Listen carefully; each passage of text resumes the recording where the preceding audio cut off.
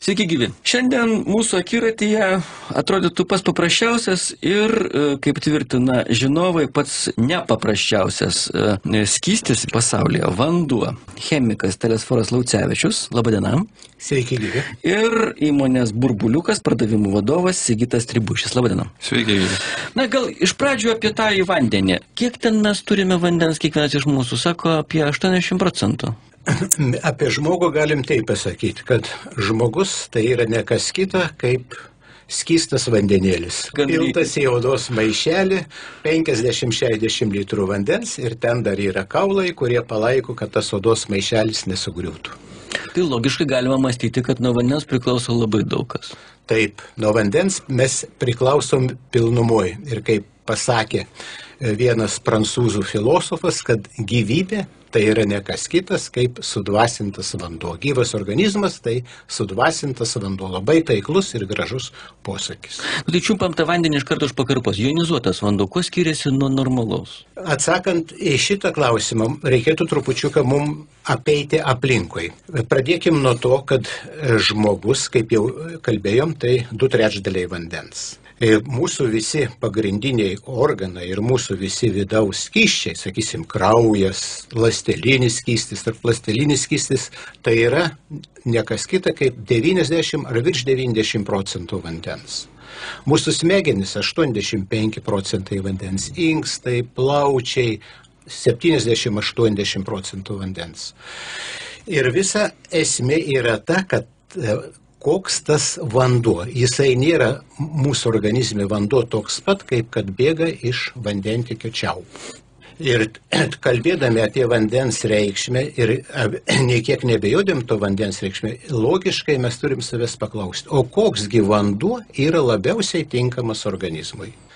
Atsakymą galima rasti, jeigu mes panalizuosim trupučiuką apie kraują. Kraujas tai 92% vandens. Ir kokie kraujo parametrai yra organizmui labai svarbus, kad organizmas galėtų normaliai funkcionuoti. Tai mokslininkai išskiria 2 tokius parametrus. Tai kraujo šarmingumas ir kraujo potencialas. Jeigu apie šarmingumą daugmaž žmonės yra girdėję, tai yra toks rodiklis vadinamasis pH, kuris matuoja ir palygina įvairių skysčių šarmingumą. Potencialas yra trupučiuką rečiau girdėtas, bet jis nuo to yra nemažiau svarbus. Ir dabar, jeigu mes norim, kad kraujas pilnai įsisavinintų tą, ką mes į organizmą įpilam, tas skystis arba vanduo, jeigu mes kalbam konkrečiai, turi turėti labai artimus arba panašius parametrus, taip kaip ir mūsų kraujas. Tai štai dabar mes ir panalizuokim, kokie yra kraujo, mano minėti tie 2 parametrai. Sakysim, kraujo šarmingumas yra organizmo palaikomas labai griežtam intervale. Nuo 7,35 iki 7,45. Ką reiškia tie skaičiai? 7 tai yra neutrali reikšmė. Tai skystis, kuris nėra nei šarminis, nei rūgštinis. Jeigu reikšmė yra virš 7, tai skystis yra šarminis. Ta reikšmė gali būti nuo 7 iki 14. 14 tai yra 100% šarmingumas. Jeigu reikšmė yra mažėjanti nuo 7 iki 0, tai skystis yra rūgštinis. Vanduo skystis tampa, kuo arčiau 0, tuo labiau rūgštus. Taigi kraujo yra 7,35, 7,40. Silpnai šarminis. Silpnai šarminis. Taip, kad galėtų mūsų organizmas normaliai funkcionuoti, į mūsų išgeriami skysčiai taip pat turi turėti panašų parametrą. Kodėl? Todėl, kad taip mes jau esam aukščiausioje sutverti, kad visa tai, ką mes įdedam į organizmą, turi būti vėl perdirbta taip, kad atitiktų organizmo užduotiem parametram. Kaip kad tas terminas yra moksliškai ir mediciniškai homeostazė, organizmo homeostazė. Tai yra organizmo vidinių parametrų pastovumas. Taigi ir visi skysčiai, jeigu mes gersim skystį, kurio šarmingumas ar rūgštingumas skiriasi nuo kraujo, organizmas turės įdėti atitinkamos energijos, atitinkamos savo pastangų, kad pertvarkyti tą skystį taip, kad jis atitiktų kraujo parametrai. Todėl mes gaunam atsakymą į pirmą teiginį, koks turi būti vanduo. Vanduo turi būti toks, kad jo šarmingumo rodiklis pH būtų artimas kraujui. Tai yra 7,35, 7,45. Minėjau, kad yra ir antras rodiklis, jisai yra netgi, pasakyčiau, svarbesnis, nors aišku, abu rodikliai ir svarbus, tai skysčio potencialas. Štai čia yra toks parametras, apie kurį mūsų medikai ir ne tik medikai, tarkim, ir mokslo žmonės kažkaip tai į jį žiūri labai skeptiškai. Jeigu chemijos moksle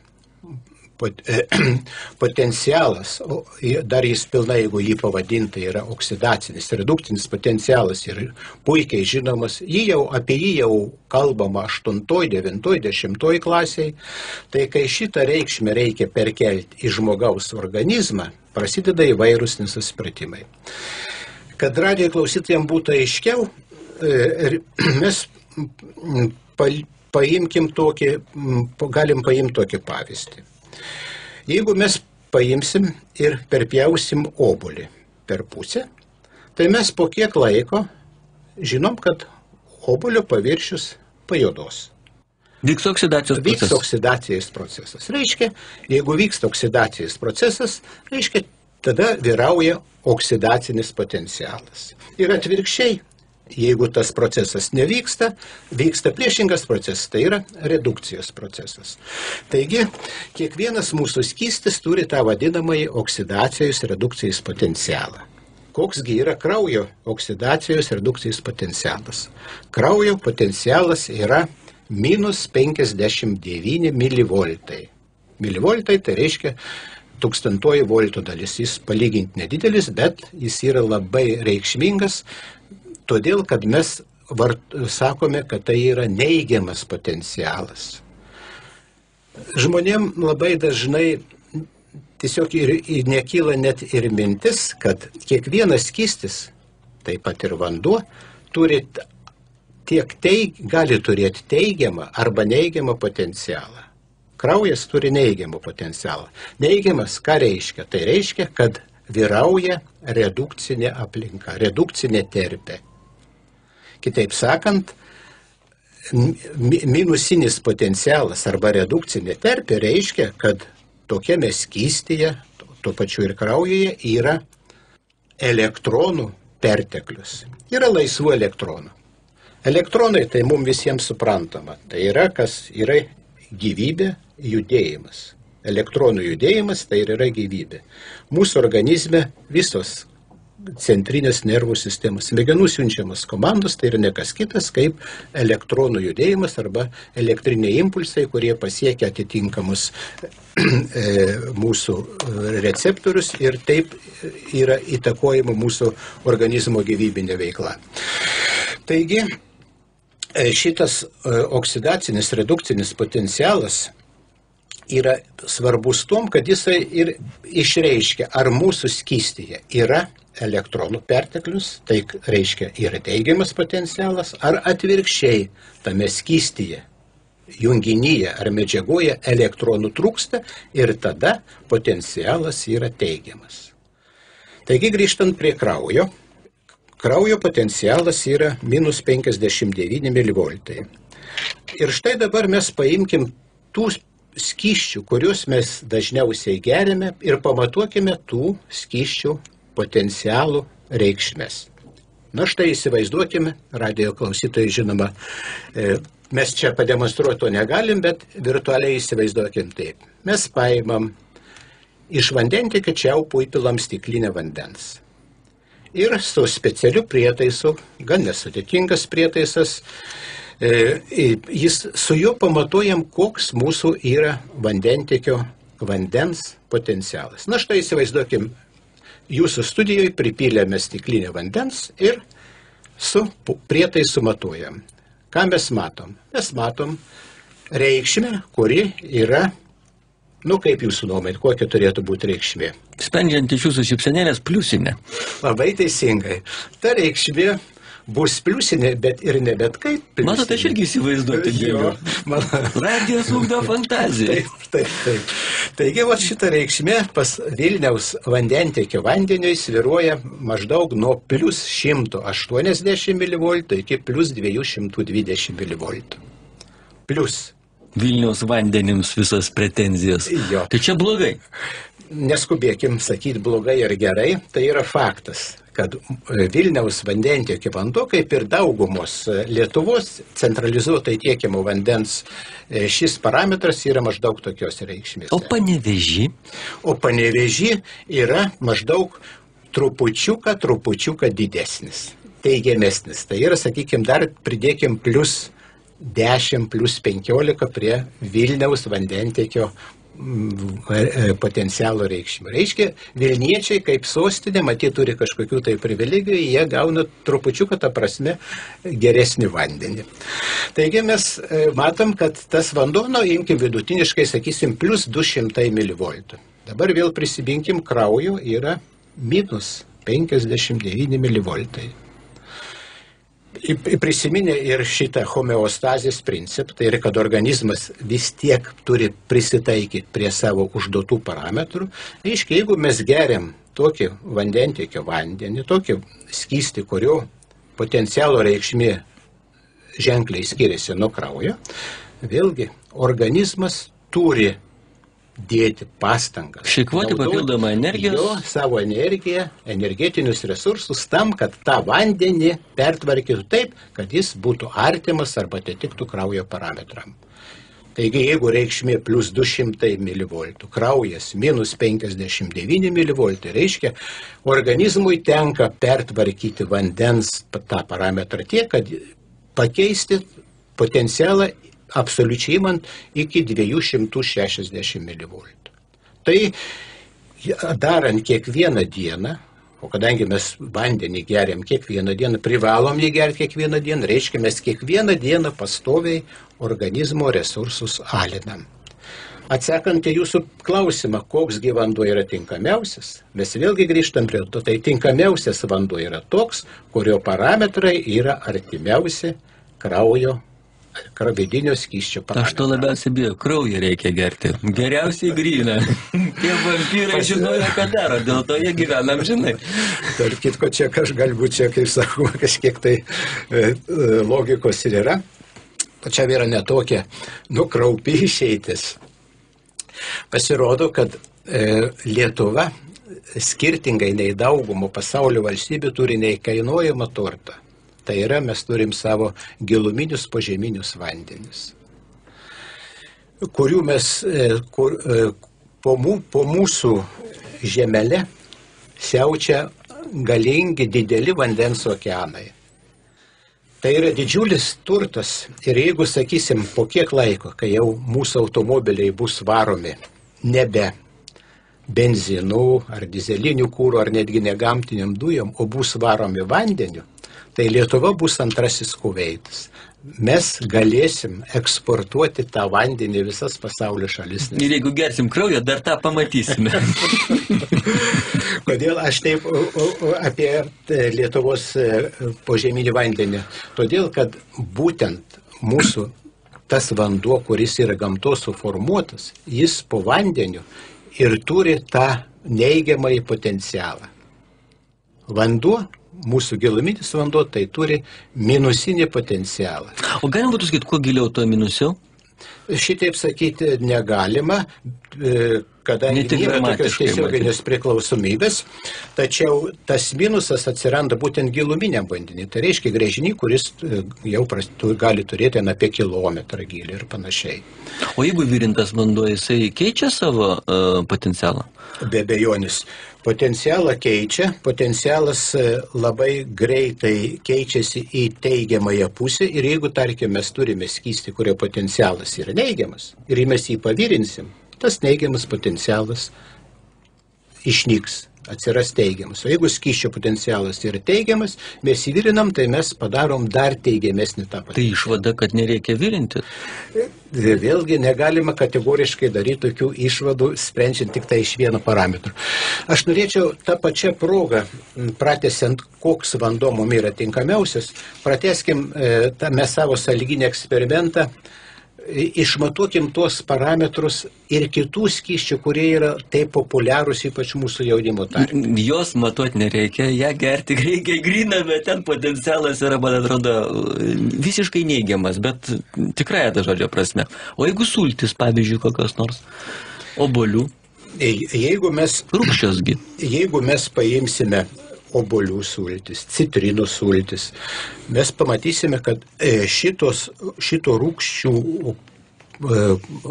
šarmingumo rodiklis pH yra labai mažas. Jisai yra gerokai mažesnis kaip 7, reiškia, tos sultis yra rūgščios.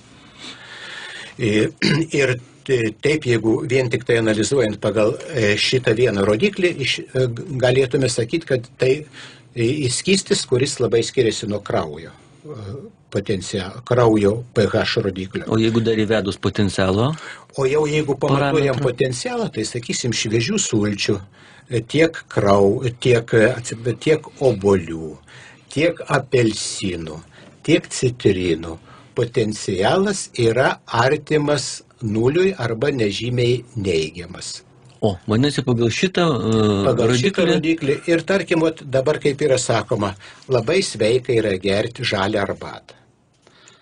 Iš tiesų, žaliosios arbatos, jeigu mes užplikom žalią arbatą, tokios arbatos potencialas yra maždaug plus 40, plus 20. Tai yra gerokai mažesnis negu tarkim, vandentiekio. Bet dar čia ne minusas. Dar čia ne minusas. Tai dabar jau galima grįžti prie jūsų klausimo, o kas tai yra jonizuotas vanduo. Jonizuotas vanduo, kaip sako pats pavadinimas, tai irgi yra vanduo. Bet jis yra nebe vandentiekio vanduo, nors jis ir yra gaunamas iš vandentiekio vandens. Tai yra vanduo, kuris yra paveikiamas elektros srovė. Pastovi elektros srovė. Kitaip sakant, vyksta vandens ir jame ištirpusių druskų elektrolizė. Na ir jau bet kuriam išprususiam žmogui, net ir nelabai išprususiam žmogui yra aišku, jeigu vyksta elektrolizė, turi būti anodas, turi būti katodas, kitaip sakant, teigiamas ir neigiamas elektrodai ir kiekvienas iš jų traukia priešingo polariškumo krūvius. Taigi, katodas, kadangi jisai turi neigiamas krūvį ir neigiamas elektrodas, jisai traukia tuos vandenį ištirpusias dalelytės, taip vadinamosius jonus, kurie turi teigiamą krūvį. O vandenį ištirpusių druskų teigiamą krūvį turi būtent metalai. Tai, kitaip sakant, prie katodo susirenka vandenį ištirpusių druskų šarminiai metalai. Tai pirmoje eilėje kalcis, magnis, kalis, natris. Visa tai nukeliauja prie katodo. Savo ruožtų prie anodo keliauja vandenį ištirpusių druskų rūgštinės dalis. Tai yra chloras, fluoras, siera. Tai va todėl tas vanduo žalias būna, kada ten įdedi ir tikrini tą vandenį. Taip, ir dėl to. Ir jeigu mes dabar šitą procesą nutraukėm, kaip sakant, baigėsi elektrolizės procesas, ir mes įstatome tarp anodo ir katodo per tvarėlę, kuri neleidžia vėl atgal vandeniui susimaišyti, mes gaudame prie šito elektrodų du visiškai skirtingus vandenis. Jeigu mes vandentiekio vandenį įpylėm ir vandentiekio vandens parametras, kaip jau kalbėjom, yra pH apie 7,4, 7,6, potencialas yra apie plus 200 mV, tai dabar šarminiam prie katodo, tame pasigaminusiame vandenį, jisai vadinasi šarminis vanduo, o dar žmonės jį vadina gyvuoju, kadangi ten susirenka šarminio metalo jonai, kalis, magnis, natris, kalcis. Tai šitame šarminėme vandenyje įsidėmėkit, kokie gaunasi rodikliai. Šarmingumo rodiklis pH gaunasi apie 9, vandentiekio vandens, sakėm, 7,5, o potencialas gaunasi minus 200 mV. O vandentiekio vandens yra plus 200 mV. Bet va čia ir man kyla abejonės. Jūs sakėte, minus 59, o čia 200, vadinasi jau į kitą pusę, kaip sakė ankstesniais laikais, periboras. Jo, iš pirmo žvilgsnio atrodo, kad čia yra periboras. Tegul kalbininkai nepyks ant mūsų šitą įsireiškimą. Iš kitos pusės, tol, kol šitoks vanduo išgertas mūsų su minus 200 mV pateks iki kraujo, jis turi praeiti pro skrandį, turi praeiti pro žarnyną mūsų, kad kraujas įsisavintų. Visa šito proceso eigoj šitas potencialas po trupučiuką mažėja. Ir kaip rodo... Išarmingumas mažėja. Išarmingumas mažėja. Ir kaip rodo, tarkim, ypatingai Japonijos mokslininkai atlikti tyrimai, būtent jeigu mes išgeriam vandenį minus 200 mV, tai į kraują patenka praktiškai labai artima kraujui reikšmė. Tai atsakant į jūsų tą klausimą. Dabar grįžkim prie anodo. Prie anodo, kaip kalbėjom, susirenka vandenį ištirpusių druskų rūgštinės dalelės. Ir pamatuokim tenai. pH rodiklis bus apie 3,5. Rūgštu. Labai rūgštu. Potencialas bus apie plus 400, plus 500 mV. Negyvas vanduo? Visiškai negyvas vanduo.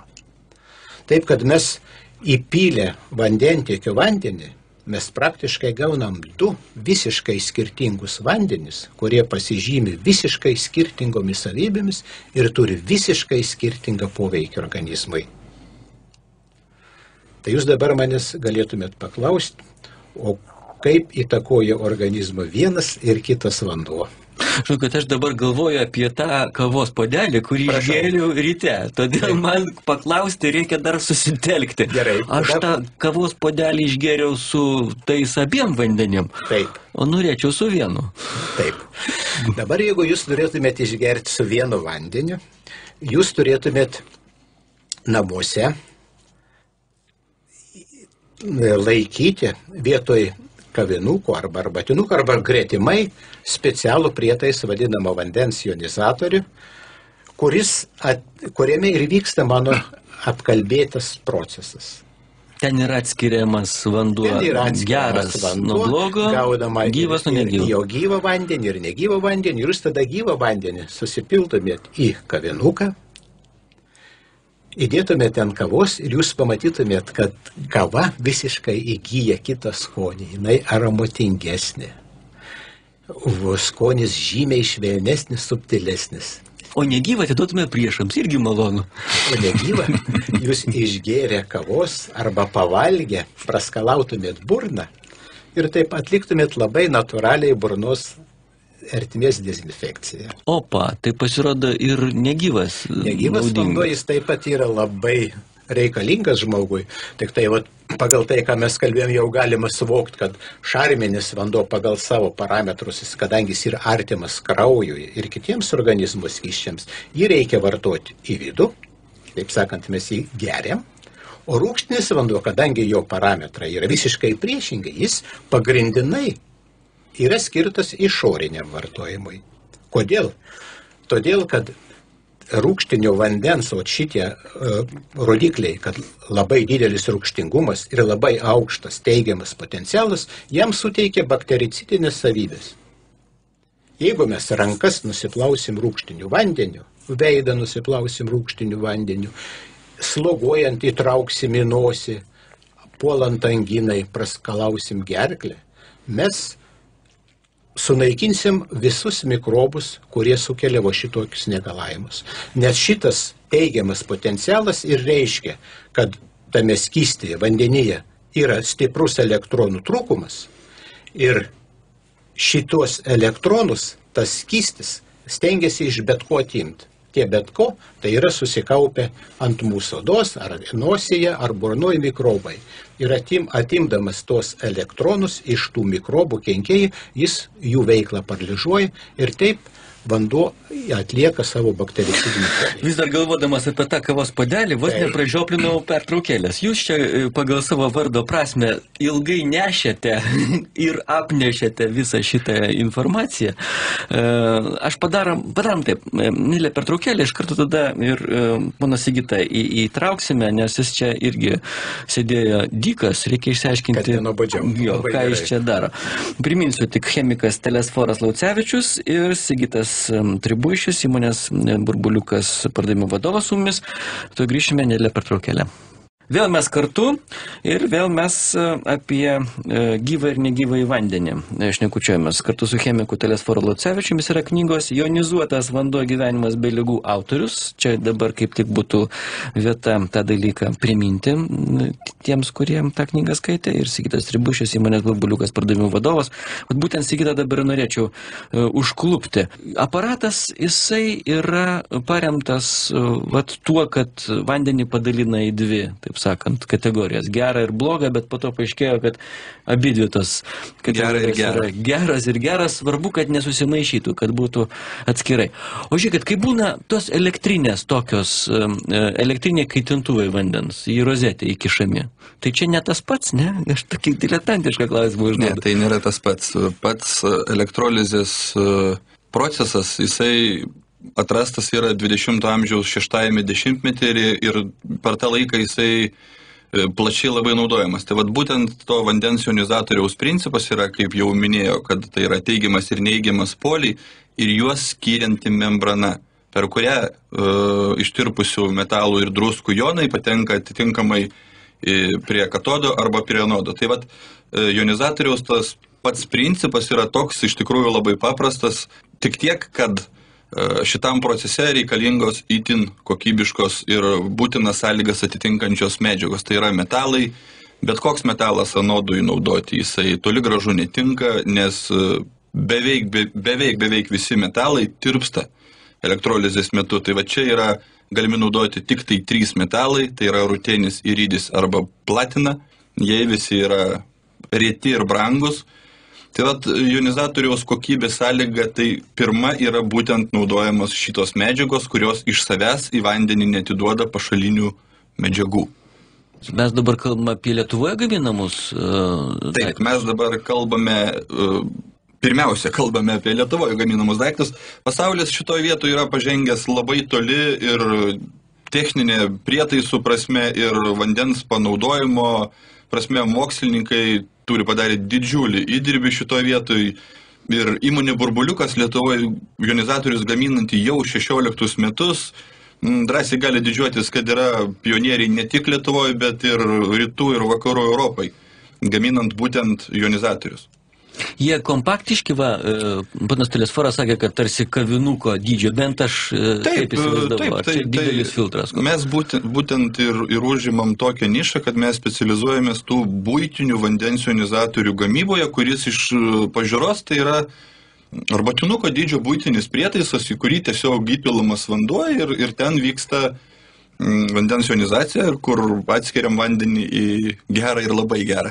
Kokio yra dydžio pasirinkimas? 3 litrai, 2, 5? Šiai dieną mes gaminam 6 modifikacijas, tai pasirinkimas yra 1,5 litro talpos modifikacijos ir 3 litrų talpos modifikacijos, kurioje vienu metu gaminasi 2,7 litro vieno vandens ir 300 ml kito, kadangi geriamo vandens sunaudojam daugiau negu kad, naudojimo išviršiniam poreikiam. Tai, vadinasi, to gyvojo vandens yra daugiau, o to... Pagal poreikį. Jeigu mes norime, galima keisti indo padėtį ir pasidaryti daugiau... Jau čia patys galime tą dalyką... Taip, mes galime varijuoti, tai todėl mūsų tikslas to naujo prietaiso ir buvo, kad jisai būtų kuo universalesnis ir kuo suteiktų žmogui tuo didesnį pasirinkimą panaudojimą to vandens, užtikrinant būtinus parametrus. O kiek laiko galima tą vandenį laikyti, tarkim, pasigaminus? Jisai po to kažkaip vėl keičia savo savybes? Čia viskas... Ar iš karto reikia naudoti? Čia Taip, aišku, veiksmingiausias tas vanduo yra šviežias, ką tik padarytas.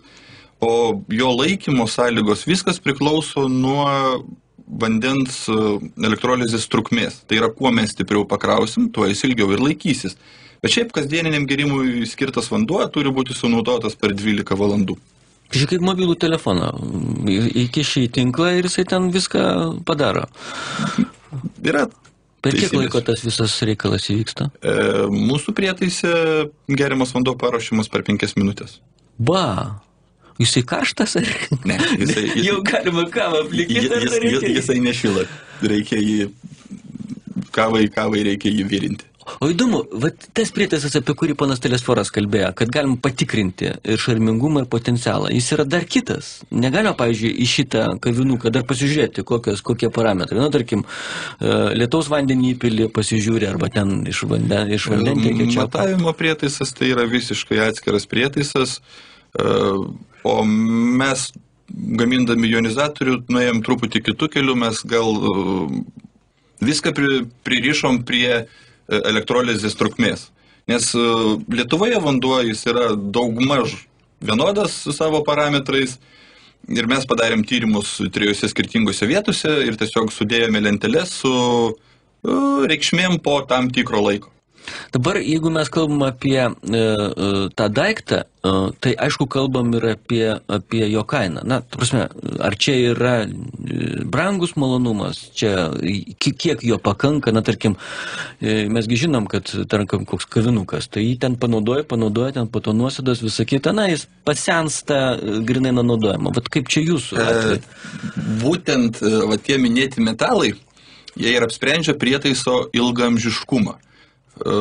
Kadangi, kaip minėjau, bet koks kitas metalas tirptų, tai naudojant tokius metalus mūsų prietaisuose būtent tai yra titano pagrindas dengtas rutenio įrydžių mišiniu, tai toks, kaip mes sakom, toks prietaisas yra 2 kartoms. Ilgamžius. Ilgamžius. Įdomu būtų, ar galima būtų kavą atskirti užplikytą, tarkim, to gyvojo vandenį nuo paprasto, kaip ponas Telesforai. Bandėte tos dalykus daryti? Tai bandėm ne tik tai eksperimentuoti, kavą, bet ir arbatą. Jeigu, tarkim, mes užplikysim arbatą arba kavą paprastam vandentiekio vandenį ir šarminiam vandenį, tai tiesiog nereikia būti dideliu ekspertu arba turėti ypatingų kažkokių skonių pojūčių savybių. Kiekvienas pasakys, kad vanduo užplikytas šarminiam vandenį savo skoniniam, jūsliniam savybėm yra žymiai malonesnis nei kad iš vandentiekio. Nes ir tai yra logiška, kadangi mesgi šarminiam vandenį nebelieka sieros, chloro, fluoro, jonų, būtent tai, kas priduoda vandeniui tą tokį, tarkim, nereikalingą prieskonį ir tai, kas rūgština mūsų organizmą. Šarminiam vandenį jo nebelieka. Ir dar vienas nemažiau svarbus dalykas, tai kad po ionizacijos yra sumažinamas vandens molekulių darinys. Jis tampa smulkesnis, todėl ir ekstrakcija ar kavos ar arbatos, jinai yra žymiai geresnė.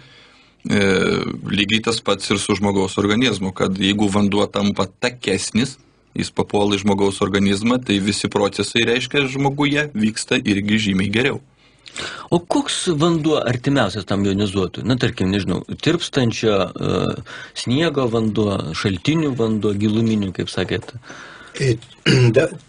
Kalbant ir atsakant į jūsų klausimą, o čia Sigitas užsiminė apie molekulių dydžius, mums dar reikėtų būtinai paminėti vieną išskirtinę šarminio vandens savybę, kuri daro jį pranašesnį ir prieš jūsų minėtą tirpsmo vandenį ir kitas vandens rūšis, tai tas mūsų apkalbėtas neigiamas potencialas. Kai mes sakom, kad neigiamas potencialas, tai yra laisvų elektronų apibūdinantis rodiklis, laisvus elektronus, kad skystyje jų yra perteklius. Tai mes tuo pačiu pasakom, kad tas skystis, šiuo atveju šarminis vanduo, įgyja antioksidacinių savybių. Tai yra esminis momentas, kadangi mes žinom, ne tik tai mes žinom, dabar jau ir tradicinė medicina, ir viso pasaulio mokslininkai, juo toliau, tuo labiau prieina tos išvados, kad pagrindinė daugumos organizmų susirgimo priežastis apart organizmo užrūgštėjimo, yra laisvųjų radikalų poveikis. Neveltui dabar yra visur linksniuojama, vartokit daugiau žalių daržovių, gerkit žalią arbatą, pirkit papildus, kurie turi antioksidacinį savybę, tam, kad būtų neutralizuotas šitas žalingas laisvųjų radikalų poveikis. Laisvieji radikalai, galbūt trumpai pasakys tiek, kad tai yra junginiai, kuriem trūksta elektronų. Jie stengiasi patekti į organizmą, jau visada patekę į organizmą stengiasi nuvokti tą elektroną iš mūsų sveikų ląstelių, iš audinių ir nedaug dievė, jeigu ta ląstelė, jinai yra silpnesnė ar kaip ir yra pažeidžiama jos membrana, arba dar blogiau, jeigu yra pažeidžiama DNR, tai yra ten, kur saugoma mūsų genetinis kodas, nuo to prasideda įvairiausi susirgimai. Jau kraštutiniu atveju, jeigu yra pažeidžiamas genetinis kodas ir prasideda ląstelis nevaldomas dalymas, tai yra onkologinių susirgymų priežastis. Vienintelis kelias, kad neutralizuoti laisvųjų radikalų poveikį ir jų tą sukeliamą milžinišką žalą, praktiškai tai yra ir organizmo senėjimas, tai yra ir stresinė situacija, ir tai yra energijos nebuvimas. Vienintelė išeitis yra organizmą aprūpinti tomis medžiagomis, kurios turi laisvų elektronų perteklių. Taigi mes vėl grįžtam, kad jeigu mes geriam šarminį vandenį, kurio potencialas yra minus 200 mV, o tai šis rodiklis nusako, kad tame vandenyje yra labai daug laisvų elektronų, reiškia, mes organizmą aprūpinam papildomais laisvais elektronais, kurie yra atiduodami šitiem laisviesiem radikalam. Ir taip mes apsaugom organizmą nuo ardančio laisvųjų radikalų poveikio. Čia yra esminė šarminė vandens savybė. O dabar kalbant apie kitų rūšių vandenis, tarkim, tirpsmo vanduo, tai irgi yra labai efektyvus, labai geras vanduo, tik tai jį pasigaminti nėra taip paprasta. Taigi būna mėgėjų, jie į šaldytuvą deda tos ledo gabalus, po to atitirpdo, tai čia nėra tirpsmo vanduo. Čia yra tik tai sušaldytas ir atitirpdytas vanduo. Tirpsmo vanduo yra ruošiamas kur kas sudėtingiau ir tai yra imlesnė operacija. Tirpsmo vanduo yra idealus tom, kad jo struktūra, vandens molekulių struktūra yra idealiai atitinkanti tai struktūrai, kurią turi mūsų organizmo skysčiai. Ir todėl tai jisai turi tokį valantį organizmą, atšviežinantį poveikį, nes vanduo labai lengvai gerai įsisavinamas, jisai labai gerai ląstelę aprūpina maistinį medžiagom ir labai gerai pašalina medžiagų apykaitos atliekos. Tačiau tirpsmo vanduo neturi neigiamo potencialo. Tuo tarp, reiškia, neturi tų antioksidacinių savybių, kurių turi šarminis vanduo. Šarminis vanduo, jisai taip pat vykstant elektrolizei, jo molekulių dariniai taip pat tampa žymiai mažesni negu kad vandentiekio vandens molekulės. Vandentiekio vandens molekulės jos yra susijungusios į darinius maždaug po 10-12 molekulių. Tarkim, įsivaizduokim gumbas, kuris negali praeiti pro ląstelių membraną. Čia tie, kurie prisimena vidurinės mokyklos kursą, tai paklaustų, H2O ir Afrikoje H2O? Jo, ir Afrikoje H2O, ir jonizuotas vanduo taip pat H2O. O tai kur čia tas didelis tie gumbai? Tai pasirodo, kad H2O tai yra vienos molekulės formulė. Vandens molekulės formulė, taip pavadinkim.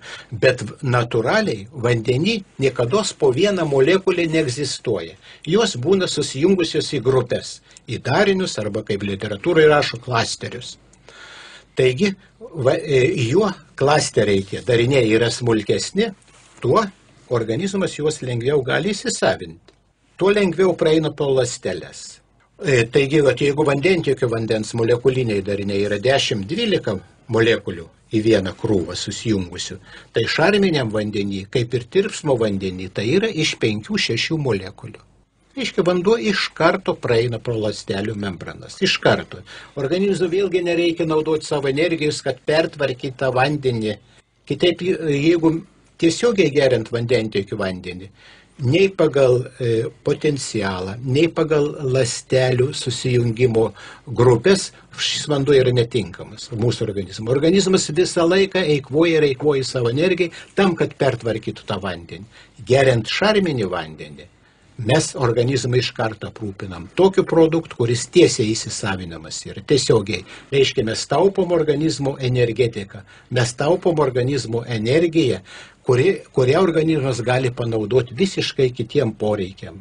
Tam, kad užkirst kelią įvairiems susirgymam, kad mūsų imuninė sistema būtų visą laiką puikiai koviniai parengti. Štai kur yra šarminio vandens išskirtinis privalumas. Jaučiu, beveik mane įtikinat. Aš pradėjau jau galvoti ne apie buvusį kavos puodelį, kuris buvo visai neteisingas, o apie būsimą arbatos puodelį, kuris jau būtų susijęs su jonizuotu šarminiu vandeniu.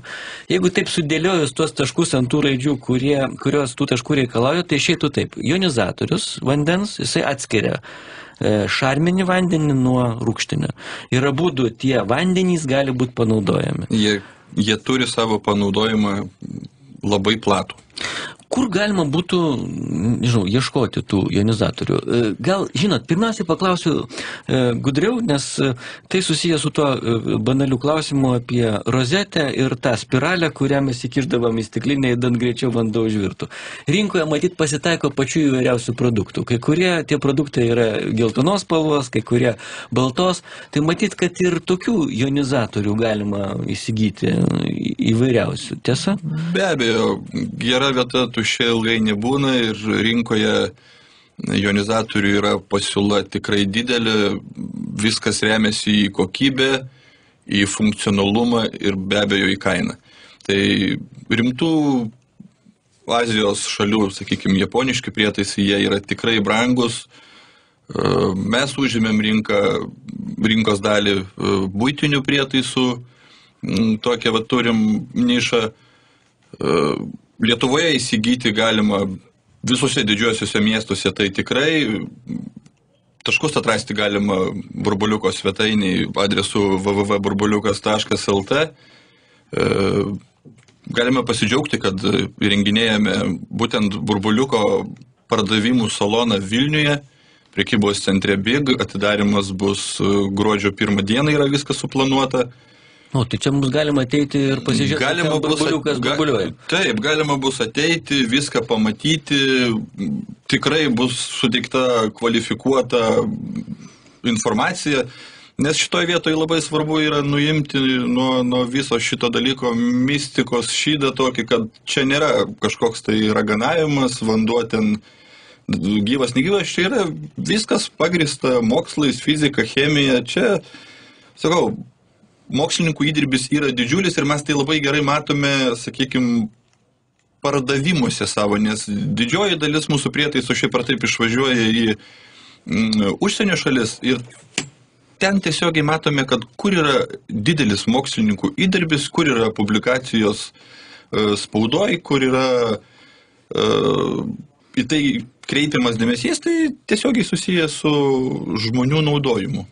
Čia matyt vaikiškas maistas, taip, bet pirmiausiai, kai mes kalbam apie tuos organizmus, kurie labiausiai pažeidžiami, tai tuomet jis galėtų būti paruošiamas su šarminiu to jonizuotu vandeniu. Na, daug tokių ligoniai ten, tokios labiausiai pažeidžiamas grupės. Ir tai iš tikrųjų yra daroma. Mes su Lietuvos diabeto asociacija organizavom seminarą ir ten to seminaro metu kaip tik buvo mokslininkų iš Vokietijos testuojamas kūdikių maistas. Aiškiai matosi, kad į tai yra kreipiamas dėmesys. Būtent kūdikių maiste, o tie visi vandens parametrai, apie kuriuos kalbėjo gerbiamas Telesforas, jie visi yra daugelio atveju išlaikomi. Ir būtų labai puiku, jeigu mūsų pasiklausė mūsų laidos, kai kurios, tarkim, pažangesnės medicinos įstaigos, privačios ar valdiškos, kaip žmonės sako, vis dėlto pabandytų ligonėm pavaišinti juos, pagirdyti tuo šarminiu jonizuotu vandeniu. Tai būtent būtų tas posakis, kai į sveikatą galima geriant vienas kitam sakyti. Yra daug internete vaizdinės medžiagos, kaip šitas šarminis vanduo yra naudojamas Japonijos įvairiose ligoninės. Ten tiesiog naujagimiai yra girdomi jau šarminiu vandeniu. O su rūgštiniu vandeniu, taip pat Japonijos patirtis, taip pat yra video medžiagos nemažai, kaip rūgštiniu vandeniu yra išgydomos diabeto sukeliamos praktiškai negyjančios žaizdos, kur jau žmogus buvo pasmerktas amputuoti koją, o tiesiog pradėjo taikyti labai stiprų rūgštinį vandenį, gangrena buvo sustabdyta ir žmogus išsaugojo savo koją. Ir kur Sigitas minėjo, kad diabeto konferencijai buvo atvažiavę Vokietijos mokslininkai, jie pateikė irgi stulbinančių faktų, kad gydant tiek pirmo, tiek antro tipo cukrinį diabetą, vien tik naudojant šarminį vandenį 4 savaitės, poreikis insulinui sumažėjo 70%. Kiti rodikliai taip pat pagerėjo, esminiai pagerėjo ir netgi nustojus vartoti vandenį 5 mėnesius išsilaikė tų rodiklių pagerėjimas. Ir čia slypi didžiuliai šio vandens panaudojimo galimybės. Labai norėtųsi, kad Lietuvos mokslininkai, Lietuvos medikai, kurie tikrai yra labai garsių, atkreiptų į tai dėmesį, nes užsienio publikacijų yra labai daug. Yra labai tokių gundančių, viliojančių, reikėtų jas visas pasverti, išbandyti, patikrinti ir tai, kas tikrai yra priimtina, kuo plačiau taikyti mūsų Lietuvos žmonėm. Čia yra viena iš, sakyčiau, tokių paprastų, nesudėtingų priemonių, kurios užtikrintų mūsų bendrą sergamumo mažėjimą, ypatingai mūsų jaunosios kartos sergamumo mažėjimą, žmonių sveikatingumo kėlimą, nes pirma ir pagrindinė sąlyga, kad žmogus būtų sveikas, organizmas turi būti aprūpintas vandeniu. Jis negali būti išsausėjęs. Ir ta rekomenduojama vandens dozė 2 litrai, vidutiniškai 2 litrai į parą, turi būti kaip 11 Dievo įsakymas, išgerk 2 litrus vandens. Ir tik tai tada organizmas gali būti sveikas. Jokių būdų ne vandens pakeičiančius skysčius, nespalvotus tos bealkoholinius gėrimus, gazuotus, negazuotus, nemineralinius, nemineralizuotus, būtent paprasto vandens. O dar geriau žinoma šarminio jonizuoto vandens. Tai tokia gan nesudėtinga yra sąlyga, prielaida, kuri užtikrintų tikrai mūsų visos tautos nacijos sveikatingumo pagerėjimą. Nes tik tai vanduo padeda maistinėm medžiagom patekti į ląsteles ir tik tai vandens pagalba mes galim pašalinti iš organizmo susikaupusias rūgštinės atliekas, kurios priešingą atveju kaupėsi mūsų organizme, nuodija iš vidaus, rūgština organizmą ir taip sudaro palankę terpę vystytis visokiausiam buketui įvairiausių ligų. Mes gydom įvairiausias ligas, bet užmirštam, kad pagrindas, ant kurio jos vystos, tai yra tai, kad mūsų organizmas išsausėjęs ir to pasekoj mes esam užteršti, užrūgštėję ir taip sudarom puikias sąlygas tam buketui žydėti. Tiems, kurie susidomėjo, galima būtų patarti ne tik interneto svetainėje apsilankyti www.burbuliukas.lt, bet ir Vilniuje, Ukmergės gatvėje įsikūrusiame prekybos centre BIG gruodžio 1 dieną ir ten akis į akį pamatysite tą burbuliuką ir tą vandenį, kurį galima vadinti gyvuoju. Beje, ir tą vandenį, kurį galima vadinti ne gyvuoju, bet ir naudingu. Kartais gyvybė ir negyvybė nėra akivaizdžiai teigiamas ir neigiamas dalykas. Gamtoje viskas susiję, todėl ir tą negyvai galima panaudoti. Ačiū, kad apsilankėte, ačiū, kad atvažiavote, pane Telesforai, ačiū, kad supažindote mus. Dabar jau supratau, kad kiekvieną kartą gerdamas ryte kavą, naudodamas vandenį iš vandentiekio, aš pagalvosiu dvigubai. Noriu arbatos. Geriau būtų jonizuotas šarminės ulongo. Chemikas Telesforas Laucevičius, knygos Jonizuotas vanduo gyvenimas be ligų autorius ir įmonės Burbuliukas pardavimo vadovas Sigitas Tribušis šiandien bus su mumis. Gerkite jonizuotą šarminį vandenį. Likite su žinių radiju.